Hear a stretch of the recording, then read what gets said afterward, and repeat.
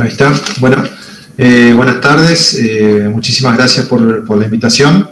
Como siempre, el SOCEP, en función de lo que es educación para los alumnos de bioquímica. Bueno, como me presentaron, el tema que voy a... ¿Me escuchan? Sí. Sí, perfecto. Perfecto. Bueno, el tema que voy a hablar va a ser hacer una introducción acerca de mi trabajo en el área de neuroinmunología, que básicamente está dentro del área de inmunología y del área, digamos, de la inmunoserología, está englobado todo en un mismo sector, sería un subárea dentro del laboratorio. Y bueno, ¿cuál es nuestro rol? En el laboratorio clínico, más bien es un área especializada, pero bueno, está englobado dentro de todo lo que es el sector de inmunología.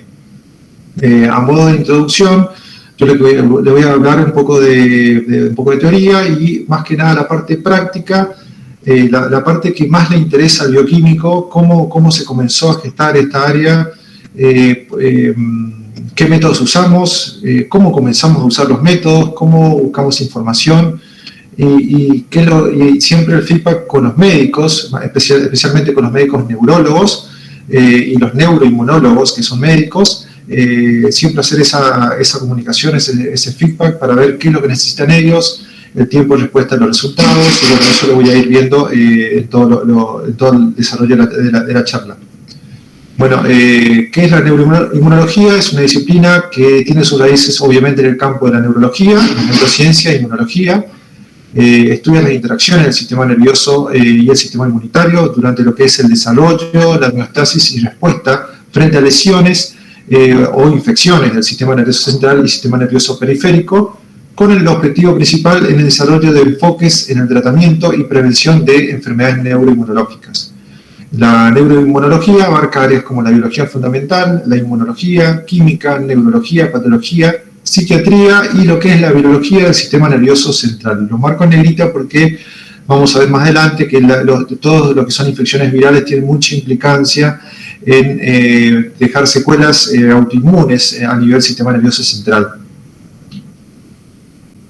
¿Qué es lo que engloba la neuroinmunología? Como dije, hay que saber conceptos del sistema inmune, enfermedades autoinmunes, lo que es el laboratorio experimental y clínico. ¿Por qué hablamos de experimental? Porque van a ver más adelante que hay los anticuerpos se van descubriendo en el tiempo, hay nuevos anticuerpos que lo hacen a través de la experimentación de laboratorios, digamos, de anatomía patológica.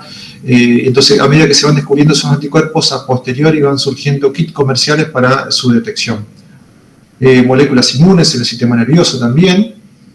Entonces, hay un conjunto que engloba todo el área de neuroinmunología. Antiguamente se creía que el sistema nervioso era inmunoprivilegiado, era un sistema estéril que solamente estaba encapsulado sin contacto con lo que es todas las células del torrente sanguíneo, pero hoy en día se sabe que el sistema nervioso central no es un sistema inmunoprivilegiado, recibe informaciones del sistema inmunológico, digamos, periférico, y además hay señales del cerebro que regulan las funciones inmunitarias a nivel periférico que posteriormente pueden controlar la inflamación en otros tejidos. Es decir, hay una comunicación bidireccional entre el sistema inmunológico y el sistema nervioso central. ¿Por qué? Porque hay, tanto en ambos compartimientos, expresión del sistema de células inmunológicas. Bueno, como pueden ver, la estratificación, digamos, desde lo que es la capa externa hacia los plexos coroides más adentro del cerebro, cómo se van conectando el sistema nervioso central con el sistema inmune. Como se pueden ver, lo que son las imágenes del espacio meningeos, la periferia, hay mayor células inmunes, es decir, las células inmunes se ven en forma compleja, llegando a la región, digamos, del cerebro, básicamente, que es donde se encuentran las células de la microglia y las neuronas, donde hay escasa cantidad de células inmunes. Obviamente, esta zona es donde tiene que haber esterilidad y hay un filtro que va avanzando hacia adentro, pero que llegan a ver, digamos, de acuerdo a una respuesta inflamatoria, por ejemplo, la filtración de células del sistema inmune, generando así daños a nivel local en lo que es el cerebro, digamos. En esta imagen quería dar alusión por ejemplo, a lo que es la barrera hematocefálica ante una infiltración, ya sea por una reacción inflamatoria X, puede ser por una infección, por ejemplo. En este caso, el paper que lo había buscado, que me gustó la imagen, era por una infección por Mycobacterium tuberculosis. Hay infiltración de células del sistema inmune, como ser monocitos, linfocitos, interferón, y bueno, las células microglias. Podemos encontrar, como le dije, llega a tener un 20% de las células las células de la glia. Podemos encontrar los astrocitos y obviamente las neuronas, que tienen toda esa estructura, junto con los oligodendrocitos. Estas son células que van a tener implicancia en una respuesta inmunológica, porque van a surgir autoanticuerpos contra distintas regiones de estas células. Es decir, por ejemplo, vamos a encontrar anticuerpos contra el oligodendrocito, que más adelante vamos a ver cómo se lo nombra y en qué patología lo encontramos, contra regiones de las neuronas también, pero con las células de microglia y los astrocitos tienen esa función, digamos, de secretar citoquinas, de actuar como macrófagos, como células presentadoras de antígenos, es decir, están muy comunicados y también van a ser, digamos, el patrullaje a nivel local para destruir tanto células dañadas, células muertas, y mantener, digamos, esa esterilidad en la zona. Hay secreción de citoquinas, también hay secreción de citoquinas, que es lo que produce la inflamación en el sistema nervioso. Esto es un modelito de cómo están comunicados tanto las células de la microglia, junto con los astrocitos, que en este caso actúan como digamos, macrófagos, las neuronas, y con los oligodendrocitos. Como pueden ver, las microglias pueden secretar citoquinas. En este caso pueden ver la interleuquina 1, TNF, interleuquina 6 también, como citoquinas proinflamatorias, generando una respuesta, digamos, local, que a veces es lo que genera el daño a nivel del sistema nervioso, y también a veces por la generación de autoanticuerpos generándose daño. De modo, todo lo que le dije, entonces lo podemos resumir que el sistema nervioso no es un sitio inmunoprivilegiado. La barrera hematocefálica no es totalmente hermética, se pueden inducir complejos de histocompatibilidad clase 2 en los astrocitos, como dijimos, en las microglias y células endoteliales. Se puede inducir también en otro complejo de clase 1 en las neuronas. Pueden actuar tanto las células de microglia como astrocitos como células presentadoras de antígeno, y hay un drenaje constante linfático del sistema nervioso a ganglios linfáticos cervicales. Es decir que tanto las células del sistema inmune como el sistema nervioso comparten funciones similares. ¿Por qué? Porque hay secreción de citoquinas inmunoreguladoras, como les dije, hay respuesta a diferentes citoquinas y hay presentación antigénica. Pero bueno, yo voy a entrar de lleno a lo que a nosotros nos va, digamos, a importar desde el laboratorio, la parte práctica, es decir, uno quiere comenzar tímidamente de detectar anticuerpos que tengan implicancia en la neurología. Bueno, ¿cómo lo hacemos?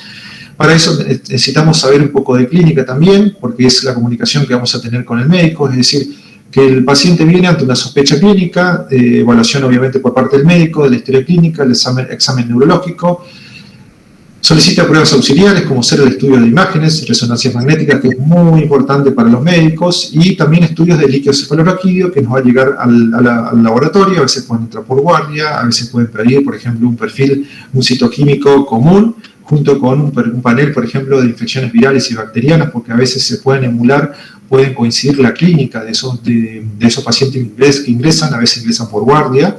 Y obviamente nosotros desde el área especializado vamos a hacer únicamente los autoanticuerpos, por ahora autoanticuerpos.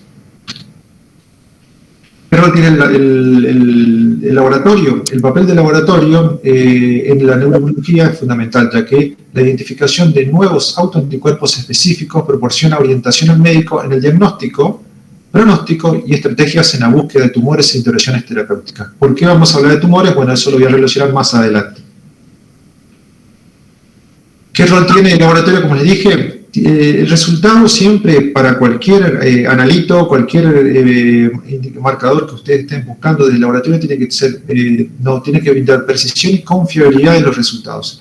¿Cómo lo hacemos esto? A través de la estandarización de métodos, La dificultad que a veces tiene el área de neuroinmunología es que a veces son anticuerpos, digamos, de enfermedades raras, entonces es muy difícil a veces contar con un buen control de calidad, digamos, con muestras positivas y negativas que uno puede usarlo como controles. Entonces a veces la estandarización de métodos dentro del laboratorio de neuroinmunología es un poco complicado, además, digamos, de las limitaciones propias de los métodos, como le voy a mencionar más adelante.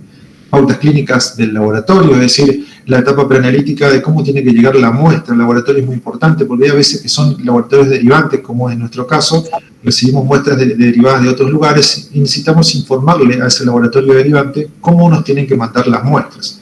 El desempeño analítico, como dije, a través del control de calidad externo. Al hacer enfermedades raras, no hay tanto un abanico importante, digamos, de demanda de controles de calidad externos. Entonces, uno tiene que estar buscando controles externos, digamos, y además, obviamente, que son carísimos, porque acá en la Argentina no hay un control de calidad externo que proporcione para estos autoanticuerpos, como sí lo hay para lo que es la inmunología clásica, es decir, la detección, por ejemplo, de un anti-DNA, un anti-endomicio, un anticuerpos anticelulares, lo que antes se llamaba los FAN, para que por ahí sí están más a tono familiarizado con ese nombre. Para eso sí hay control de calidad externo. Para esto, hoy en día que en la Argentina no hay control de calidad externa, entonces es muy difícil y bueno, nosotros necesitamos buscar estrategias como hacer una comparativa interlaboratorio y ver en qué situación estamos parados con estos autoanticuerpos. Bueno, a modo de resumir, a dónde vamos a ir es que dentro de los autoanticuerpos podemos encontrar en enfermedades del sistema nervioso central, sistema nervioso periférico o las enfermedades sistémicas. Nosotros nos vamos a enfocar en lo que es el sistema nervioso central y el sistema nervioso periférico. Bueno, los autoanticuerpos, ¿dónde los vamos a encontrar? Y hay una clasificación de acuerdo a dónde está localizado el antígeno de esos autoanticuerpos, es decir, los antígenos pueden estar localizados en lo que es la superficie de la neurona o anticuerpos que están localizados dentro del citoplasma de las neuronas, que son los intracelulares. Para estos dos ejemplos son típicos, como les dije, es una clasificación según la localización y es muy importante porque va a reflejar qué tipo de enfermedad va a producir y va a tener muy en cuenta, digamos, la respuesta al tratamiento. Como pueden ver, los antígenos intracelulares tienen en juego los linfocitos T citotóxicos con degradación de las neuronas. En cambio, por ejemplo, en lo que son los antígenos de superficies, pueden producirse, digamos, la terapia es mucho mejor porque puede haber bloqueo de esos receptores y evitar que esos autoanticuerpos actúen sobre las neuronas. Esto es un ejemplo de cómo es la clasificación. Como les dije, los anticuerpos que están dirigidos contra la superficie de las neuronas, como el tipo de antígeno, lo que tiene es que es mediado por anticuerpos, afecta lo que es la transmisión nerviosa, la transmisión sináptica, son buenos respondedores al tratamiento y la asociación a tumores es menos frecuente. ¿Por qué? Porque vamos a ver más adelante que hay un grupo de autoanticuerpos que están muy relacionados a tumores, que son los denominados síndromes paraneoplásicos, o los anticuerpos comúnmente conocidos como onconeuronales. Entonces son esos los que están asociados a los tumores. Como pueden ver, la función de las células T son menos frecuentes en la superficie, en antígenos de la superficie celular con respecto a los intranucleares. Dentro de lo más frecuente que podemos encontrar en los antígenos de la superficie celular son las proteínas asociadas a los canales de potasio, por ejemplo, los receptores de glutamato, de aspartato, de glicina, como son los GABA-adrenérgicos, y bueno, tenemos también el anti-GAT, por ejemplo, glutamato de descarboxilasa, que más adelante le voy a hablar algo de esos autoanticuerpos. Y dentro de los anticuerpos intracelulares podemos contar con los anticuerpos anti-HU, que se los conoce así, anti-RI, anti-YO, anti-MA2, anti-laricoverina, por ejemplo, que son anticuerpos que al tener otra estructura, la metodología va a ser diferente para poder detectarlo en el laboratorio. Entonces, es muy importante diferenciar estos tipos de anticuerpos intracelulares y los de superficie, porque la metodología que vamos a usar en el laboratorio van a ser diferentes. Antiguamente se usaban la misma metodología, pero le voy a explicar que mejoró para algunos autoanticuerpos porque producían un cierto grado de falsos positivos y no eran tan sensibles tampoco. Como pueden ver, acá hay un amplio abanico de autoanticuerpos, como les mencioné. También contamos, por ejemplo, con las acoporinas, que son también del antígeno de superficie celular, que les voy a hablar también de las acoporinas, que hoy en día está muy en auge el pedido de anticuerpos contra los canales de acoporina, los receptores GABA, los receptores de dopamina, de contactina, los receptores por ejemplo, de las proteínas asociadas al canal de potasio, los anticuerpos asociados contra las vainas de mielina también, los conocidos como anti-MAC, para lo que son las polineuropatías periféricas. Eso ya afectaría la parte periférica, no la parte del sistema nervioso central. Acá podemos ver también el NMDA, que como lo voy a hacer también un hincapié un poquito contra el anticuerpo NMDA, porque también se puede relacionar a infecciones virales. La vez pasada, en la charla anterior, Josep había hablado de algo de herpes.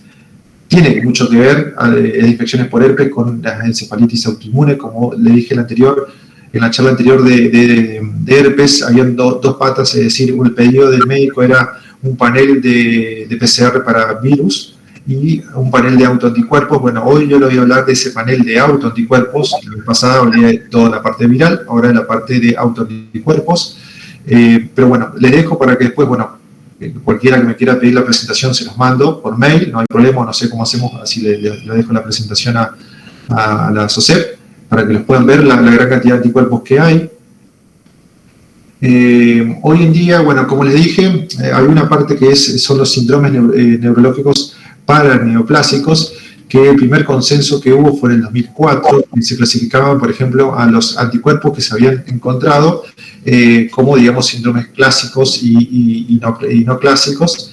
Estos autoanticuerpos son básicamente los que más importancia tienen, son los que están ubicados intracelulares, como les dije, el antijugo, el RI, por ejemplo.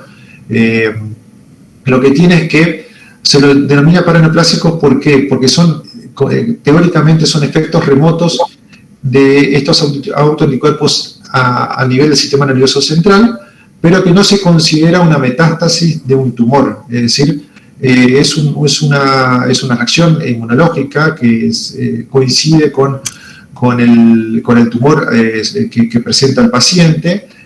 Por algún antígeno críptico o algo se presenta el antígeno, se generan esos autoanticuerpos, pero no es una metástasis que va a complicar al paciente por eso, digamos.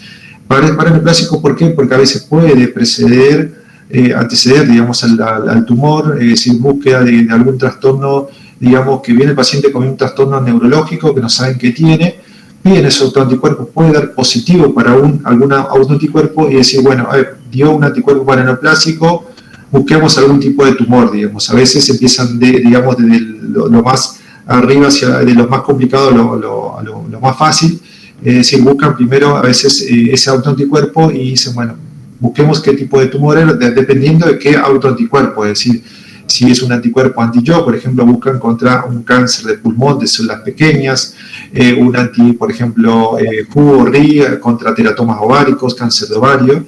Entonces, en consenso del año pasado se clasificó, se cambió el síndrome clásico por un fenotipo de alto riesgo para cáncer, es decir, se encuentra ese autoanticuerpo y se lo considera como un fenotipo de alto riesgo.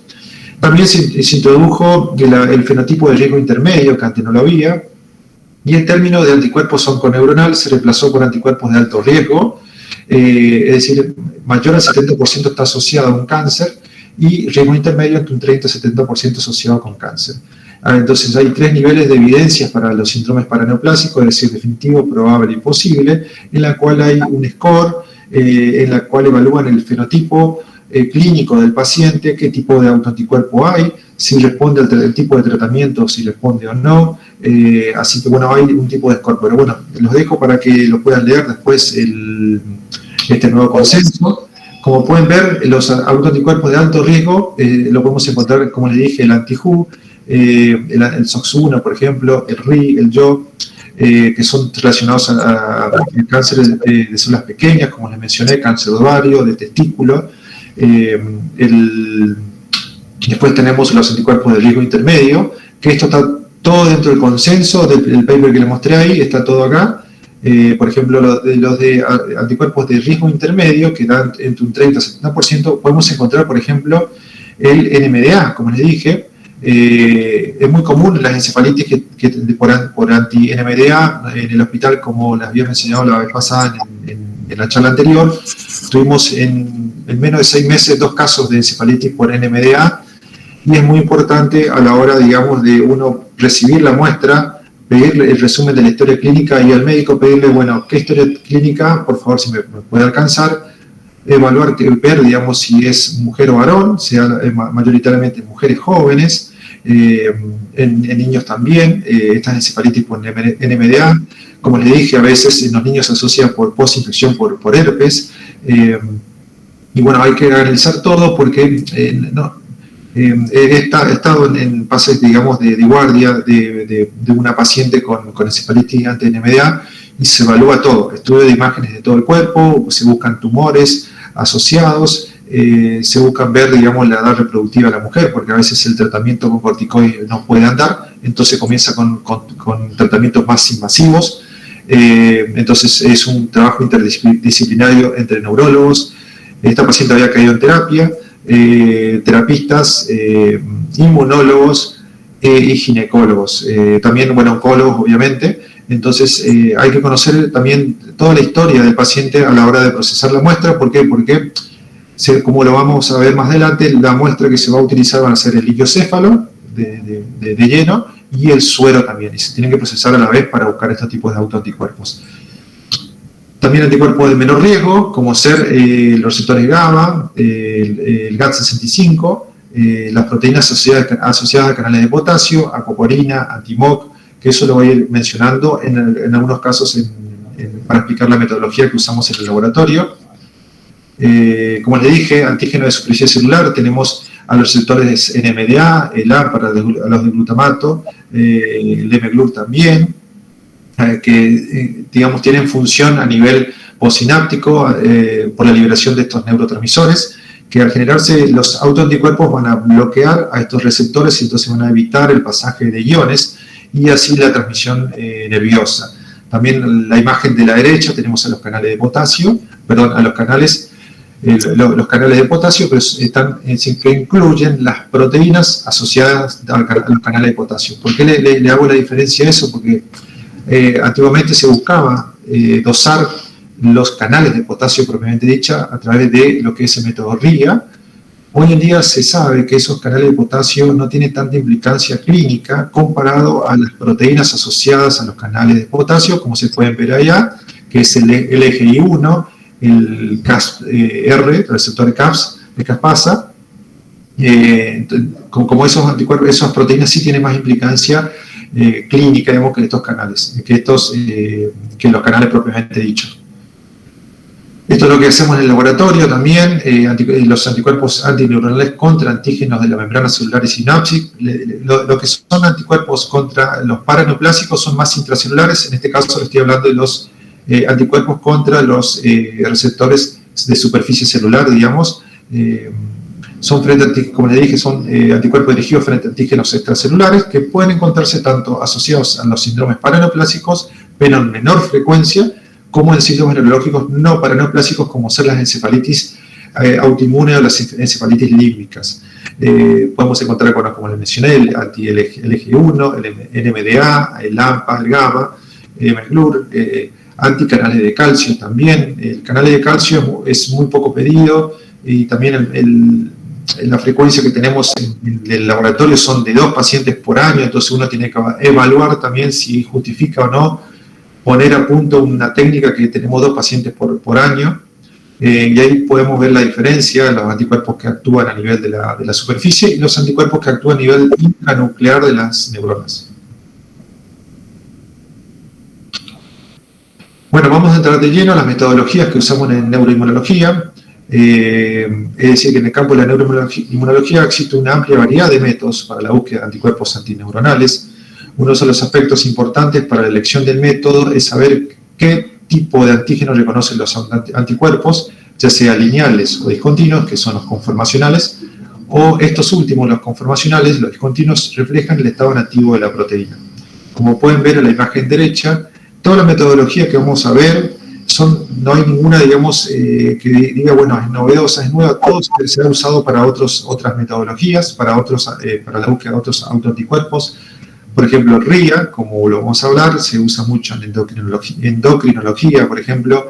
Ensayos basados en células, que lo voy a mencionar también, se usa en la citometría de flujo, por ejemplo, los métodos de ELISA, los cultivos primarios, que obviamente en un laboratorio clínico no lo usamos, un Western blot o un LIA, si lo tenemos, y por inmunohistoquímica. La inmunohistoquímica, bueno, tiene un rol de anatomía patológica, pero nosotros vemos cortes histoquímicos comerciales y buscamos obviamente a través del suero o el líquido céfalo del paciente, digamos. No son cortes inmunohistoquímicos de pacientes, digamos.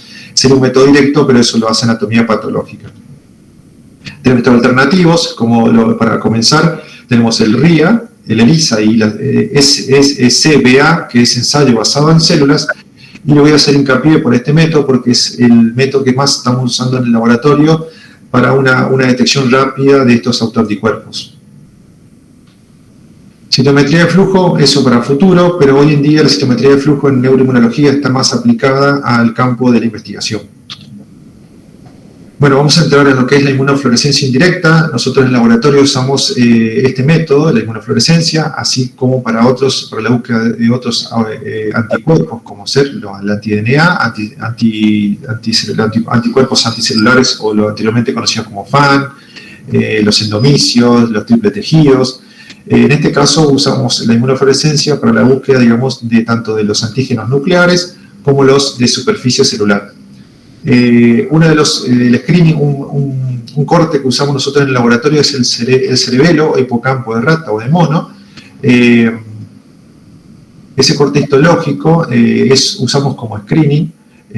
La muestra que siempre nos va a llegar va a ser suero y liquiocéfalo, con una sensibilidad que puede llegar hasta un 100% y una especificidad un poco del 95% y un poco menos también, dependiendo del autoanticuerpo.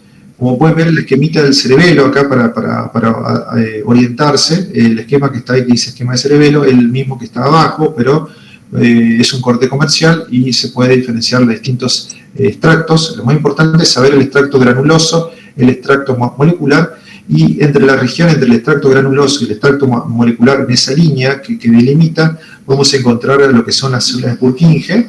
Esas células de Purkinje es muy importante porque al verse fluorescente, es decir, generarse anticuerpos contra esa región, van a ser los anticuerpos conocidos como anti-Yo, digamos.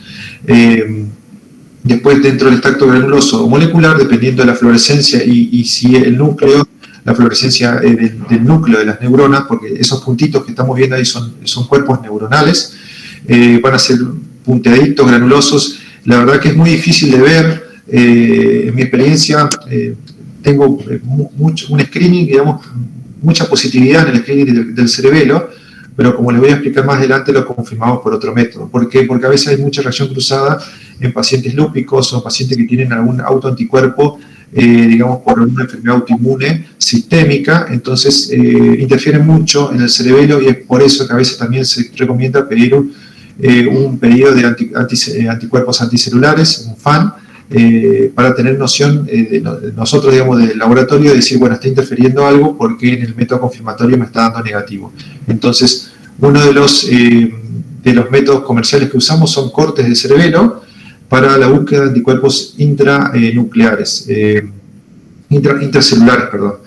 Después tenemos las células transfectadas, que son un poco más fáciles, son todos generalmente isotipo IgG, y los títulos no se correlacionan con la severidad de la enfermedad. Es muy importante saber qué tipo de autoanticuerpos es necesario titularlos, es decir, hacer un título, informarlo 1 en 10, 1 en 20, 1 en 40, y qué anticuerpos no hace falta titularlos e informarlos únicamente como positivo, como negativo, y ese resultado positivo al médico le va a ayudar mucho porque tanto un título 1 en 1000 como 1 en 10 le va a servir igual y le va a llegar al diagnóstico y eso va a tener, digamos, implicancia en el tratamiento. O sea, va a ir directo al tratamiento, sin importar los títulos.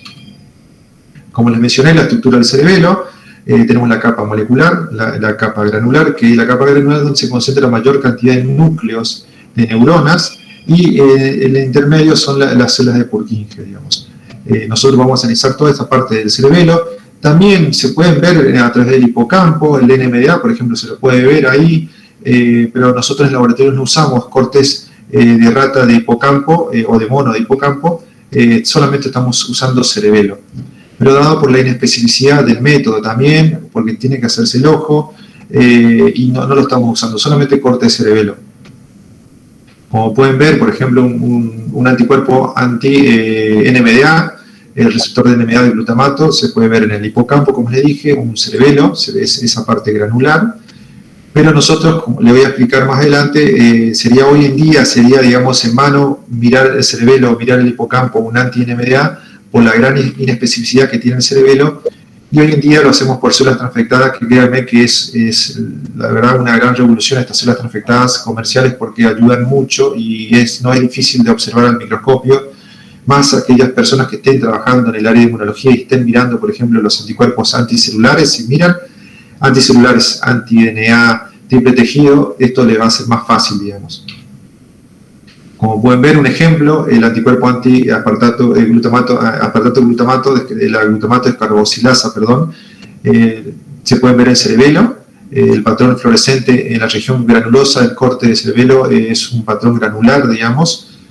Pero bueno, como les dije yo, ¿cómo lo confirmaba? Lo confirmo por la inmunotransferencia lineal por un LIA, es decir, yo, para buscar estos anticuerpos, digamos, conocidos como onconeuronales o anticuerpos intracelulares, yo primero hago un screening con el cerebelo, veo fluorescencia tanto en la zona granular o molecular o en las células de Purkinje, entonces a esa muestra yo lo voy a pasar a un método confirmatorio, que sería el LIA, digamos. Como pueden ver, LIA, a la mano derecha, se pueden ver, digamos, los distintos autoanticuerpos, y lo voy a confirmar por este método. ¿Por qué? Porque el anterior método, el de cerebelo, es poco específico, es sensible, pero no me permite confirmar nada. Y más en estas patologías que al médico le puede alarmar y decir, mira, por este anticuerpo puede ser que tenga un tumor adyacente por este autoanticuerpo, entonces es muy importante brindar un resultado lo más preciso, como les dije, correcto posible. Entonces, por eso uno tiene que usar este algoritmo de decir un screening con el corte de cerebelo y confirmarlo con un LIA. Existen kits comerciales, después el que esté interesado, yo les paso, digamos, los inserto, pero también tiene la desventaja a veces que se han encontrado frecuencias tanto de falsos negativos como falsos positivos para algunos anticuerpos como ser el anti-Yo, el MA2. Yo he tenido, digamos, falsos positivos por MA2 que decir, bueno, hablo con el médico, que me explique el médico qué es lo que está teniendo, o lo que hacemos en ese caso cuando nos da positivo es volver a repetir de nuevo, y más cuando no nos cierra la línea que podemos ver ahí, cuando hay una línea tenue, tiene que ser una línea muy fuerte, digamos, que depende de la concentración del anticuerpo, pero nosotros, dependiendo, digamos, de cómo da la intensidad de la línea, lo volvemos a repetir, más cuando el MA2 no lo vemos en el cerebelo como tiene que verse a veces, lo repetimos. El antirrecoverina también, o el SOS1 son los que, como le dije, de mayor frecuencia. También me decía siempre una colega, la doctora Ramos del Hospital Durán, que es el centro de referencia, que a veces tenemos también una tasa de falsos negativos, es decir, vemos en el cerebelo una imagen, digamos, que a veces se pueden encontrar imágenes atípicas, están reportados en imágenes atípicas, y que en el método LIA no lo encontramos, y decir, bueno, pero si yo en el cerebelo estaba viendo algo seguro, el FAN es negativo, y el LIA nos da negativo, entonces yo no puedo informar nada, porque según el algoritmo se tiene que informar negativo. Pasamos a lo que, como le dije, a las células transfectadas, que ha generado una revolución en el mundo de la neuroinmunología. ¿Por qué? Porque son métodos, digamos, hay métodos comerciales y hay métodos in-house que los laboratorios de investigación crean sus propias células transfectadas para buscar ciertos autoanticuerpos. En este caso yo uso células comerciales, son células HEC293, que son fáciles de cultivar. Es la transfección con un vector de expresión eucarioto, un plásmido, con ADN que codifique el antígeno específico. Es decir, yo a veces puedo tener en un vidriecito distintos cuadrantes y en cada cuadrante vas a ver células transfectadas, HEC293, transfectado, como le dice la palabra, con el antígeno específico, en este caso contra el NMDA, contra el AMPA o contra el CASPR2, por ejemplo, o el LGI1, que son las proteínas asociadas al canal de potasio, contra GABA, por ejemplo. Entonces eso es lo que le hace a este método como un método altamente específico. Entonces no se necesita un método de screening y un método confirmatorio como lo era con el otro, con la búsqueda de los anticuerpos intracelulares. En este caso no, solamente con células transfectadas que no dé positivo, se informa positivo y el médico lo confirma como ese autoanticuerpo. La muestra también va a ser suero y LCR. Para lo que es onconeuronal, generalmente a veces se pide únicamente suero. Para lo que es búsqueda de anticuerpos de la superficie neuronal, se pide siempre suero y LCR, porque, por ejemplo, los anticuerpos anti-NMDA en las improntas comerciales tenemos un cierto grado de fluorescencia inespecífica en las células, más que nada en pacientes con anticuerpos anticelulares positivos. Entonces da un lugar a duda en el suero, pero cuando lo hagamos en LCR, esa suciedad que se ve en el NMDA se pierde, se elimina.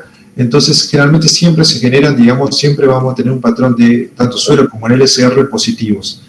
Es muy importante saber también que podemos encontrar perfiles, es decir, un suero positivo con LCR negativo, que son poco comunes. Yo nunca tuve un caso así, siempre tuve los dos, tanto suero como LCR positivo, o un LCR positivo con suero positivo se puede dar también, ¿por qué? Porque hay una síntesis intratecal dentro del cerebro de autoanticuerpos que no lo vamos a tener en el suero, pero van a ser en concentraciones muy bajas y que no lleguen obviamente al suero.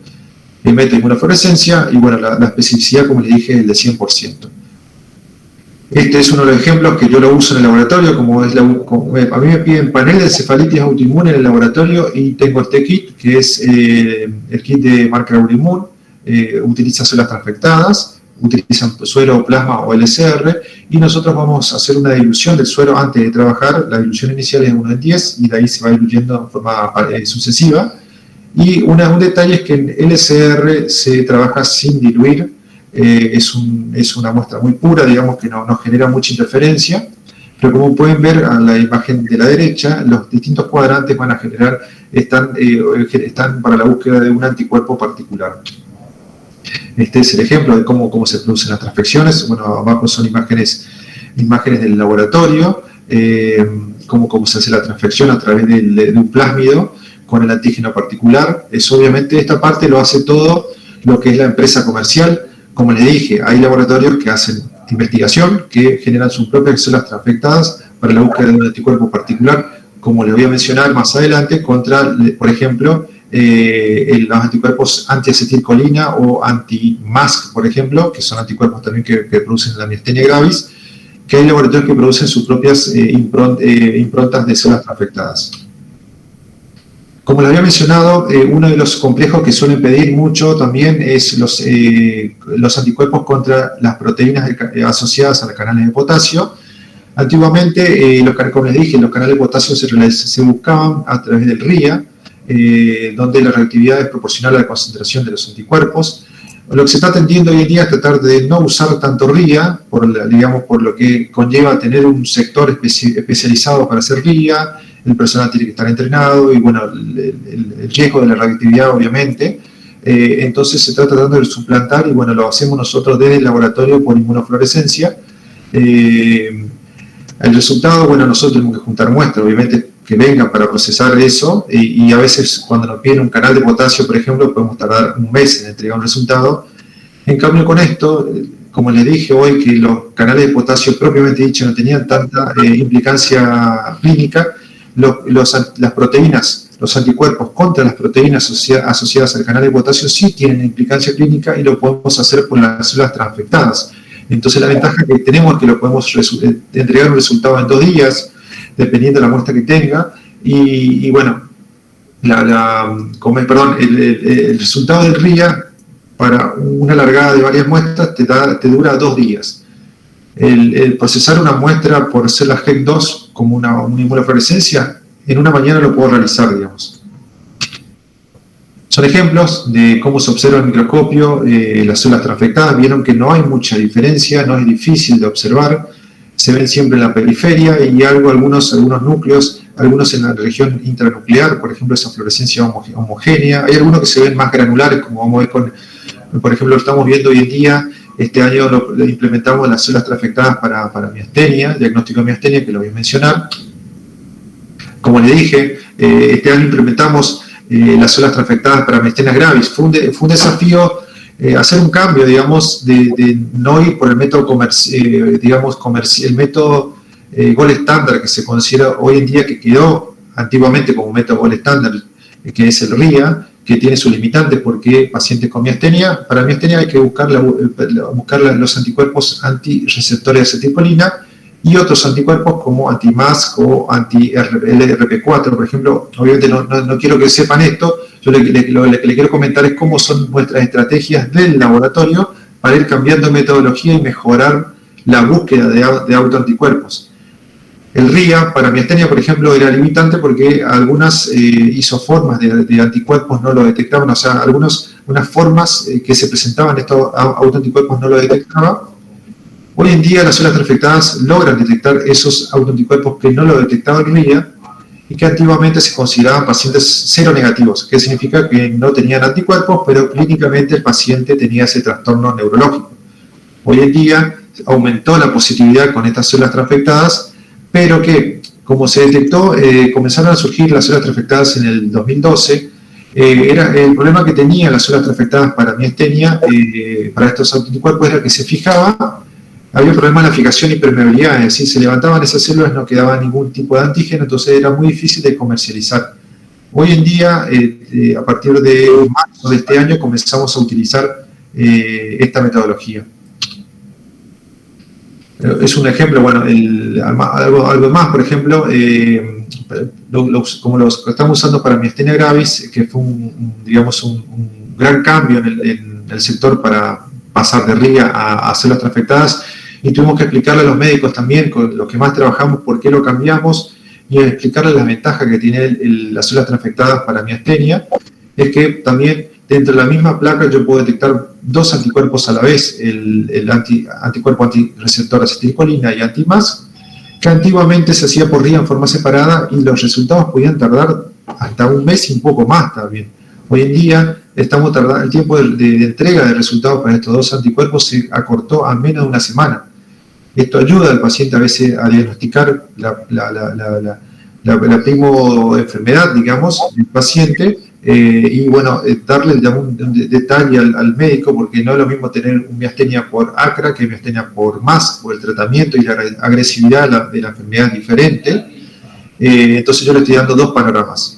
Por más que el médico no pida el otro anticuerpo, si me llega a dar positivo, yo le aconsejo al médico de decirle, mira, vos pediste solamente ACRA, pero te dio este autoanticuerpo, porque sí o sí lo hacemos. Le digo que haga un pedido médico de ese anticuerpo, y bueno, así ya, pero igual le lo voy informando al médico que dio positivo ese autoanticuerpo. Esto ayuda mucho a identificar a esos pacientes que son seronegativos como positivos por estos anticuerpos, que son los anticuerpos agrupados, que se llama, que no lo detectaba el RIA.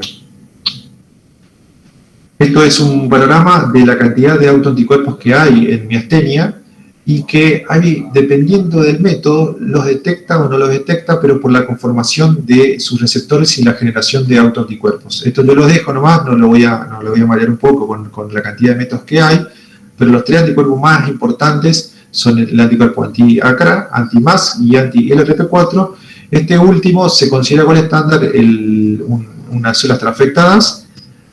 Comercialmente hoy en día no existe el células transfectadas para anti-LRP4, pero bueno, me había contactado, por ejemplo, con gente que investigaba en España, y ellos están usando células transfectadas in-house, propias del laboratorio, para la búsqueda de este autoanticuerpo, que es el tercero en importancia de miastenia y que acá en Argentina no se lo está haciendo.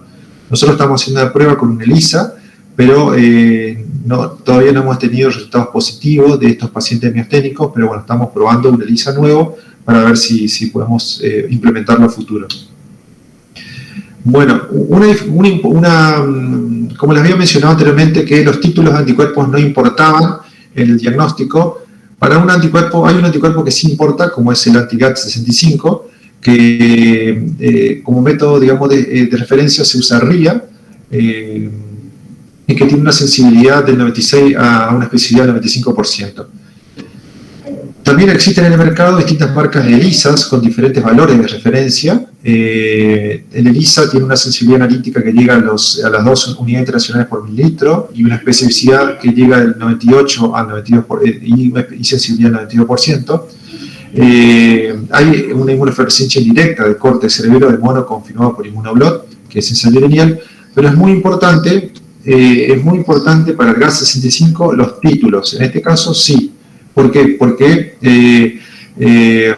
son considerados elevados por encima de los 2.000 unidades internacionales por mililitro, que se encuentran en el síndrome de la persona rígida, y en bajos títulos estos anti-GAD65 se detectan principalmente en la diabetes mellitus tipo 1. Es decir, que dependiendo del título va a orientar, obviamente es imposible confundir un paciente con un síndrome de la persona rígida, que el paciente está postrado, digamos todo duro, a una persona que tiene una sintomatología de diabetes. Aparte, la edad es diferente, generalmente se presenta en la diabetes en niños, salvo la diabetes del adulto, la isoforma LADA, por ejemplo, que tiene algunos tipos de autoanticuerpos y se dan en adultos.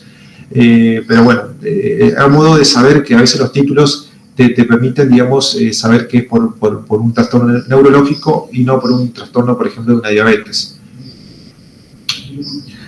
También hay síntesis intratecal de anti-GAD65 en LSR respaldado en diagnóstico de un trastorno neurológico asociado a GAD, particularmente en aquellos casos que el paciente tiene títulos bajos en suero de anti-GAD con diabetes mellitus tipo 1. Hay nuevos anticuerpos por células que se han descubierto y se han implementado en el laboratorio por células transfectadas. Sí, desde hace 2 años estamos procesando el anti-IGLON5. Es un autoanticuerpo que se encuentra en personas que son afectadas a nivel del sueño, alteraciones en el movimiento, es un tipo de encefalitis también que puede producir, es una tautopatía, afecta otra región del cerebro, pero lo estamos haciendo con poca frecuencia. Tenemos pedidos en el año 3 a 4 veces, 3 a 4 pacientes, no ingresa mucho porque tampoco tenemos una población hospitalizada tan importante, digamos, en el laboratorio. Esta es la estrategia en el laboratorio. Como le expliqué, si son para síndromes paraneoplásicos, se hace un screening por cerebelo y luego se confirma por Immunoblot o un LIA, lo que se llamaba. Si dan positivo por los 2 métodos, se informa como positivo. Y en caso si son paneles de encefalitis autoinmune, lo hacemos directamente por células transfectadas. Si la célula transfectada da positivo, informamos como positivo. Siempre para lo que es encefalitis autoinmune tiene que entrar el suero y el LCR, como les mostré en las imágenes ahí. El síndrome paraneoplásico siempre piden suero, muy pocas veces piden LCR. Y, por ejemplo, para lo que es miastenia gravis se pide solamente suero, no se pide LCR. No sé si estamos tiempito, ¿cuánto tiempo tengo? Sí, le quedan unos 5 minutos más o menos. Dale, ahí. Bueno, algunos casos clínicos que tuvimos en el laboratorio, un paciente masculino, por ejemplo, de 73 años, presenta deterioro neurológico, caracterizado por confusión, desorientación, convulsiones de un mes de evolución, estudios de imágenes, con hiperintensidad temporal media bilateral, de la resonancia magnética, es decir, como le dije, la resonancia magnética al médico le brinda mucha información. El estudio complementario que llegó al paciente por guardia es la hiponatremia acentuada de 118 milequivalentes por litro. Es un valor crítico que dentro de una guardia uno tiene que llamar a la guardia médica y decir, mira, tiene un valor crítico, 118, fíjate, sodio urinario también elevado, función renal y citoquímica LCR normal. Entonces el médico, por lo que fueron el tipo de resonancia magnética, su asociación con la hiponatremia, que a veces la propia hiponatremia también puede producir cuadros de confusión, desorientación, y más este paciente, un paciente de 73 años. Como le dije, también la edad para lo que es la neuroinmunología o la neurología es muy importante, saber qué buscar, qué tipo de autoanticuerpo dependiendo de la edad del paciente y del sexo, obviamente. Entonces lo que se pide fue un panel de encefalitis y a nosotros nos dan el laboratorio. Tanto el suero como el LCR nos da positivo para las proteínas asociadas a los canales de potasio, el LGI1, y esta tipo de encefalitis se acompaña siempre por una reducción del sodio en sangre. Esto fue un caso muy lindo porque cerró todo el cuadro, digamos, y como pueden ver, La imagen del suero se ve un poco más sucia, pero más que nada por el tema del suero. En cambio, en el LCR la imagen es más nítida y a veces nos da tranquilidad porque, bueno, decir, bueno, te da el suero positivo, mirás primero el suero positivo, bueno, ojalá que el LCR sea positivo, así te cierra todo y no te complicas, digamos, en el diagnóstico. También tuvimos un caso, esto ya le voy a entrar, le hablé todo sobre lo que es el sistema nervioso central, ahora un poquitito del sistema nervioso periférico. Este fue un caso que tuvimos que también se publicó de un síndrome en un niño que se llama el síndrome Miller-Fisher. En realidad es una variante del Guillain-Barré, creo que han oído hablar del síndrome de Guillain-Barré, más que nada hoy en día con COVID se ha hablado mucho de Guillain-Barré post-vacunación, post-COVID tuvieron un montón de casos. Acá en este caso un paciente masculino de 12 años de edad que ingresó por diplopía, tos palpebral izquierda, entropía del ojo derecho, alteraciones de la marcha, inicio súbito, tras un episodio de diarrea. La PCR multiplex en tiempo real del panel de gastrointestinal resultó que dio positivo para Campylobacter jejuni. Post-infección, entonces la médica nos consulta y nos pide que dosemos los anticuerpos antiganglióseos. Estos antiganglióseos lo que tienen, que tienen esas estructuras, digamos, los glucosfingolípidos, tienen estructuras lipídicas similares a la estructura del Campylobacter, por ejemplo. Cuando uno habla de Guillain-Barré y ese mimetismo molecular que tiene con los gangliósidos humanos y la membrana del Campylobacter, esta bacteria, siempre es el Campylobacter que está como primer ejemplo por ese mimetismo molecular que tienen, y se generan autoanticuerpos que van a afectar a los nervios periféricos y generar, digamos, este síndrome de Guillain-Barré. Nosotros le dosamos en el laboratorio y nos dio un anticuerpo que se llama el GQ1B, dependiendo de la estructura del gangliosio se los clasifican distintos tipos de autoanticuerpos. También se lo hace por LIA, un inmunosálido lineal, y resultó positivo para los mismos autoanticuerpos. Esto es un ejemplo para que vean de que no solamente buscamos anticuerpos a nivel sistema nervioso central, sino anticuerpos a nivel del sistema nervioso periférico. Nosotros en el laboratorio que contamos con tanto el método de ELISA, que informamos el porcentaje de razón o un porcentaje, un número, pero no es semi-cuantitativo, y inmunotransferencia lineal. La característica que tiene estos dos métodos es que se tiene que trabajar en frío, tanto en el ELISA como en el LIA, siempre en frío, tanto desde la dilución de la muestra hasta cuando se pone el conjugado, se pone, digamos, salvo el revelador a los últimos pasos, se pone con temperatura ambiente, pero los lavados con los buffers se tienen que hacer en frío, la incubación se tiene que hacer en la heladera. Esto básicamente el inserto no te lo dice, uno busca información y no te lo dice, pero uno tiene por ahí deduce de acuerdo a la naturaleza del antígeno, estos fingolípidos que son muy lábiles y se pueden degradar muy fácilmente, entonces uno lo procesa en frío todo. A modo de, bueno, le dejo las marcas, también los distintos tipos de gangliosios relacionados si son IgG o IgM y de acuerdo a qué tipo de patología genera. También les dejo, para los que están más avanzados y quieren ver un tipo de, digamos, este paper que es de Italia, que este paper sí en Italia hay controles de calidad externos, está más avanzado en lo que es neuroinmunología, y han comparado los distintos métodos que hay en neuroinmunología, como pueden ver, tanto métodos comerciales como métodos in-house, tanto todos los métodos, ensayo basado en células, tanto de ELISA como tejido de cerebelo. Como pueden ver, por ejemplo, el ACRA la mayoría de los métodos comparativos, los grupos PAR, son todos RIA. Hoy en día se van a empezar a incorporar los ensayos basados en células. Por ejemplo, el anti-MOC, que es el anticuerpo anti-oligodendrocito de mielina que les mencioné en un principio, que se está usando mucho hoy en día junto con la copolina. El 100% casi son células transfectadas.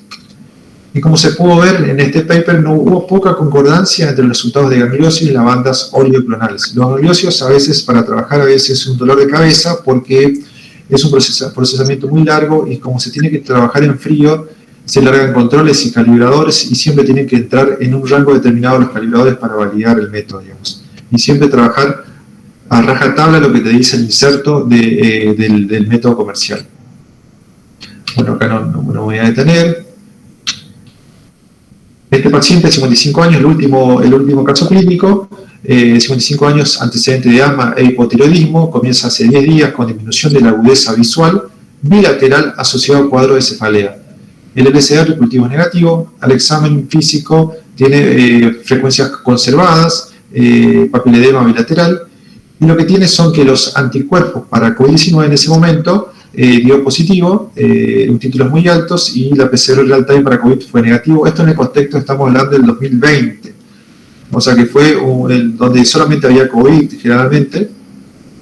Entonces, de acuerdo a la pérdida de visión que tenía el paciente y a la resonancia magnética que se pueden ver los nervios ópticos inflamados, se piden el antiacopolina para, digamos, buscar lo que es el espectro de la neuromielitis óptica, y además anti-MOC, el anticuerpo anti-oligodendrocito de mielina, para buscar un tipo de, digamos, de enfermedad por alteraciones por anticuerpos anti-oligodendrocitos de mielina. Entonces, en este caso, nos dio a nosotros un anti-MOC positivo, 1 en 100. Hay reportes de casos de anti-MOC positivo, neuritis y mielitis en COVID positivo. Estos dos anticuerpos, a modo de cerrar, lo que más tenemos pedido en el laboratorio para lo que es la búsqueda del espectro de la neuromielitis óptica, es decir, la inflamación del nervio óptico contra los canales de acopolina de esa región. También puede haber mielitis transversa, encefalitis y encefalomielitis diseminada aguda, que es la DEM, que se suele producir más en niños. Y antes la acopolina, por ejemplo, se hacía por cerebelo, en donde había un cierto grado de falsos positivos, y también había inespecificidad y había falsos negativos, y hoy en día se hacen todo por células transfectadas. El neurólogo te pide acopolina y anti-MOC por células transfectadas, y listo, tenés que hacerlo por ese método porque es el método estandarizado. Y anti-MOC es un anticuerpo que digamos, comenzó a utilizarse por células transfectadas hace poco tiempo. Entonces comenzaron a surgir más pacientes positivos por MOC, entonces se está estratificando lo que es el espectro de neuromielitis óptica en forma diferente, digamos. El espectro de neuromielitis óptica a veces, antiguamente se confundía mucho con la esclerosis múltiple. Hoy en día digamos, mejoraron los conocimientos y la metodología para diferenciar ese tipo de trastornos neuromediados, digamos. Bueno, a modo de conclusión, el constante descubrimiento de nuevos autoanticuerpos relacionados a enfermedades neurológicas hacen que los laboratorios estén incorporando nuevas técnicas de ayuda diagnóstica.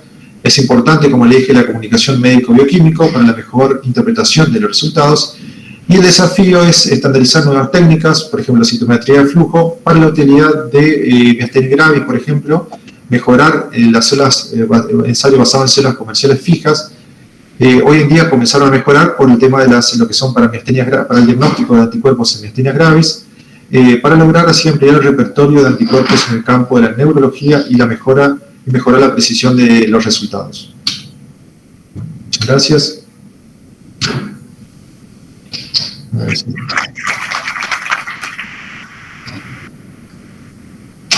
Bueno, muchísimas gracias, doctor. Excelente su disertación. Sí, gracias. Ha participado en reiteradas actividades de la SOCEB en los últimos años, así que extendemos nuestro más cálido agradecimiento porque realmente sus disertaciones aportan un gran valor agregado a nuestra formación. ¿Alguien? ¿Alguna preguntita o algo? ¿Puede levantar la mano?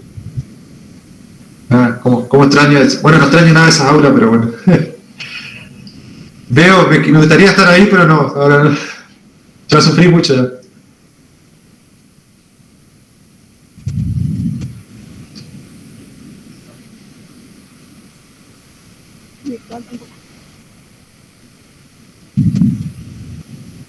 Bueno, estaríamos entonces. Sí.